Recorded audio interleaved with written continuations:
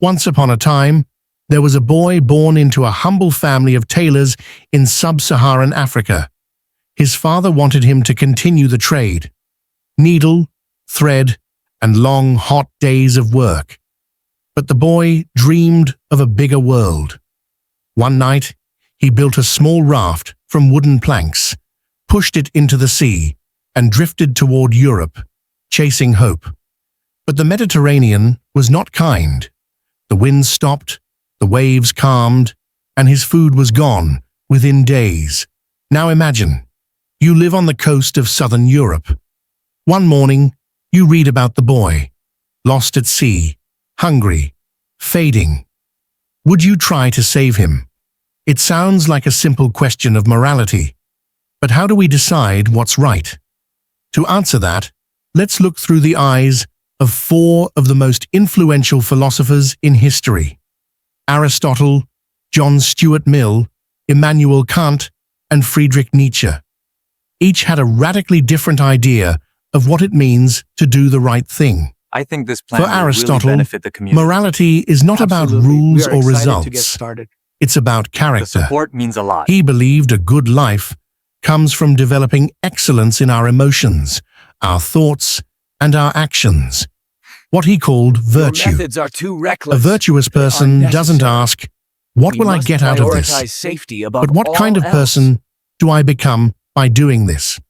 So, would Aristotle save the boy?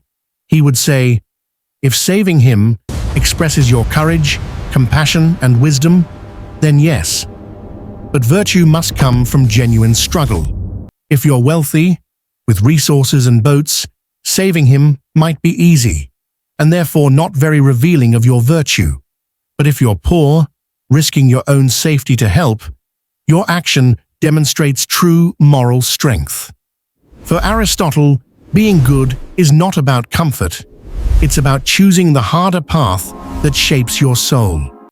Next comes John Stuart Mill, the philosopher of utilitarianism. His question is simple. Which choice brings the greatest happiness to the greatest number of people? Morality to him is like a math problem. Weigh the pleasure and pain your actions create, and choose the option that maximizes well-being. So, before you rush to see, Mill would tell you to think. If saving the boy increases the total happiness in the world, his family's, and yours, it's the right thing to do. But what if you could help even more people another way? Instead of risking your life, you might spend the day working and donate your earnings to charity, saving 2 children from starvation. By utilitarian logic, this option produces more happiness overall, and is therefore more moral. It may sound cold, but for Mill, emotion should never outweigh outcome. I'm watching you, This mister. thinking inspires movements watching you, like mister. effective You're up to altruism, something. where doing good is not about how it feels, but how much impact it has. Then there's Immanuel Kant, the philosopher of duty. Kant didn't care about results, only intentions.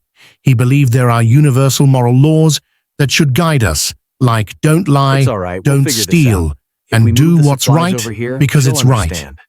He Look how called far this the we've come. categorical imperative, acting only according to rules you'd want everyone to follow. So, what would Kant do? He'd ask, can I will that saving this boy becomes a universal law? If your motive is selfless, helping because it's your duty to humanity, then it's moral. If you help just to look good, to feel superior, or to post about it later, then your act is hollow. True morality, Kant would say, is when you choose good even if it costs you, even if the boy never thanks you. It's doing what's right because it's universally right. Finally, we meet Friedrich Nietzsche, the philosopher who challenged all moral systems. He believed that morality should serve life, our strength, our growth, our self-overcoming. If helping the boy empowers you, makes you stronger, wiser, or more alive, then do it. But if it weakens you, drags you into despair, Help me, or please. forces you to Somebody deny help. your will, then don't. Nietzsche despised pity. He saw it as a form of control, Listen to me closely. a way the weak This pull is down key the to strong. everything we've been working To him, for. We the must highest act virtue now. is self-mastery. Saving the boy is right only if it aligns with your own flourishing, not if it sacrifices it. Become who you are, he'd say. Act in ways that expand your power and vitality. 4 thinkers. 4 answers. Aristotle says, virtue defines us. Mill says consequences rule us. Kant says duty binds us. Nietzsche shows says deterrence strength here. frees us. Now remember But when I perhaps showed the you with truth ball? lies somewhere beyond logic, Doing it. I in finally got it. feeling. Because when we see suffering, something deep inside us moves. Before reason can even speak. We don't calculate. We don't weigh outcomes. We feel what's right. Maybe that instinct, that quiet voice of empathy, is the oldest morality of all. So, what would you do? Would you save the boy?